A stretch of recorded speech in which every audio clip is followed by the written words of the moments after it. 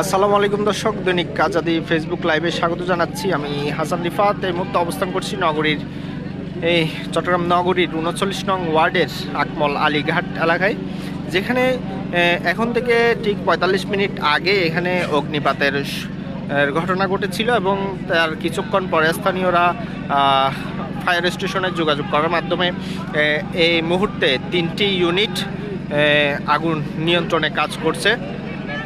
তবে এখানে যে বসতবাড়ি ছাড়াও যে গুদামঘর ছিল, সেই গুদামঘর তো জ্বলেছে, তার সাথে যে ব্যবসায়ী কিছু প্রতিষ্ঠান ছিল সেই প্রতিষ্ঠানগুলো জ্বলেছে। তার পাশাপাশি যে জোয়ার থাকার কারণে কিন্তু যে মাছ ধরার নৌকা এবং ট্রলারগুলো গাছের তৈরি, সেইগুলোতে আগুনের আঁচ লেগেছে।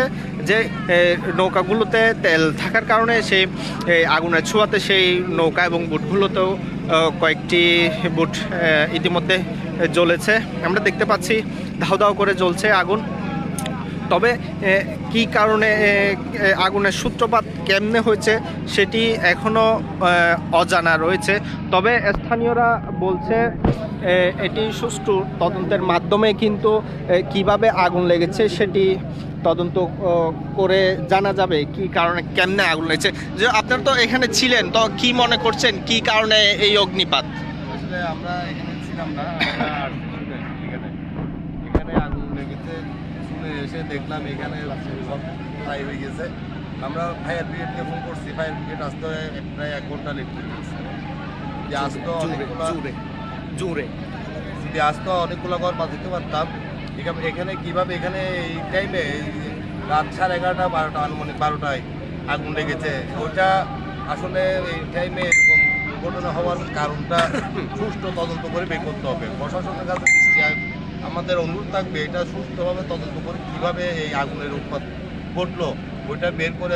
অনেক গরিব মানুষের নৌকা, জাল, ওদের অনেক সরঞ্জাম ছাই হয়ে গেছে এখানে। আমি প্রশাসনের কাছে দৃষ্টি আকর্ষণ করবো, অনুরোধ করব এটা সুষ্ঠুভাবে তদন্ত করে এটা কি আগুন আসলে কি কোনোখান থেকে লাগছে না কেউ লাগাইছে ওইটা তদন্ত করে বের করে। এখানে কি শুধু বসত বাড়ি ছিল নাকি যে ব্যবসা প্রতিষ্ঠানও ছিল? এখানে অনেক ব্যবসা প্রতিষ্ঠান ছিল, তেলের দোকান ছিল, গ্যাসের দোকান ছিল, মুদির দোকান ছিল, জেলেদের জাল রাখার পর ছিল, জেলেরা থাকতো, অনেকগুলো বসতি ছিল এখানে। কি পরিমাণ ঘর বাড়ি আছে এখানে? ঘর বাড়ি ছিল 20-50টা ফ্যামিলি। মোট কত ক্ষয়ক্ষতি যে হয়েছে, কয়টি রুম অথবা ঘর হয়েছে? ক্ষয়ক্ষতি কোটির উপরে যাবে। অর্থের পরিমাণ কোটি। যে কয়টি ঘর ছিল এখানে? শতাধিক। তো কি কারণে অগ্নিপাত হতে পারে বলে আপনি মনে করেন? এখন সঠিকভাবে আমরা এখনো এটা তদন্তের মাধ্যমে বের করতে হবে। এখানে তো আমরা আসছি দেখবো, এখানে তো কেউ যাইতে পারতেছি না, আপনিও দেখতেছেন এখানে যাওয়ার কোনো পরিস্থিতি নেই। আমরা শুনছি আগুন লাগছে, আগুন লাগার শোনাতে আমরা সবাই ঘর থেকে বেরিয়ে আসছি। এখন কালকে সকাল আসলে প্রশাসনকে নিয়ে আমরা তদন্ত করে দেখবো আসলে এটা কি ষড়যন্ত্রমূলক কোনো আগুন না কোনোখান থেকে লাগছে, এটা তদন্তের মাধ্যমেই করতে হবে। জি দর্শক, প্রত্যক্ষদর্শীরাও জানাচ্ছিলেন যে এটির তদন্ত হোক এবং কিভাবে এই অগ্নিপাত হয়েছে সেটিও দেখা হোক। এবং ইতিমধ্যে যে এখন থেকে ঠিক ৪৫ মিনিট আগে লাগা এই আগুনে ফায়ার সার্ভিসের 2টি ইউনিট ইতিমধ্যে কাজ করছে। কিছুক্ষণ আগেও আরেকটি ইউনিট এসেছে। তবে তাদের কিছুক্ষণ আগেই আরেকটি ইউনিট আসার পরে কিন্তু ইউনিটের সংখ্যা দাঁড়িয়েছে 4টি।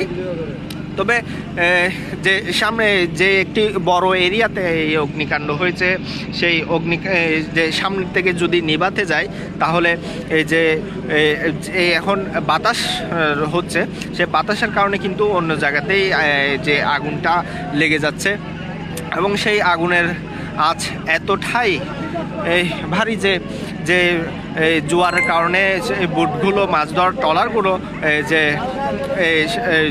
চরে আটকানো আছে, সেই চরে থাকা এই বুটগুলো তো কিন্তু ইতিমধ্যে কয়েকটি এই নৌকা পুড়ে গিয়েছে এবং ফায়ার সার্ভিস চেষ্টা করছে যে আগুন পুরোপুরি নিয়ন্ত্রণে আনার। তবে বলা যেতে পারে এখানে যেহেতু দালান কোঠা নেই, সব টিন আর বেড়া দিয়ে তৈরি, তবে এখানে যে কিছু জিনিস বাঁচানো যাবে সেটি কিন্তু একেবারেই আশা করা যায় না। তবে বলা যায় বড় ধরনের একটি ক্ষয়ক্ষতির সম্মুখীন হলো যে আকমল আলী রোডের জেলেপল্লীর জেলেরা। তবে এখন মাছ ধরার মৌসুম নয়, কিছুদিন আগে কিন্তু ইলিশ মাছ ধরার মৌসুম শেষ হচ্ছে, তার ফলে যে ইলিশ মাছ ধরার জালগুলো, সেই জালগুলো কিন্তু এই গুদাম ঘর বলা যেতে পারে ব্যবসা প্রতিষ্ঠানই ছিল, সেই জালগুলো জ্বলেছে। এবং ব্যবসা প্রতিষ্ঠান হিসেবে এখানে গ্যাস সিলিন্ডার, তারপরে আপনার নৌকাতে ব্যবহার করার কালো তেল এবং তেল জাতীয় যেগুলো ধার্য পদার্থ সহজেই আগুন লেগে যায়। ঠিক এই ঘটনাই হয়তো এখানে ঘটেছে, তবে এটি তদন্তের মাধ্যমে জানা যাবে।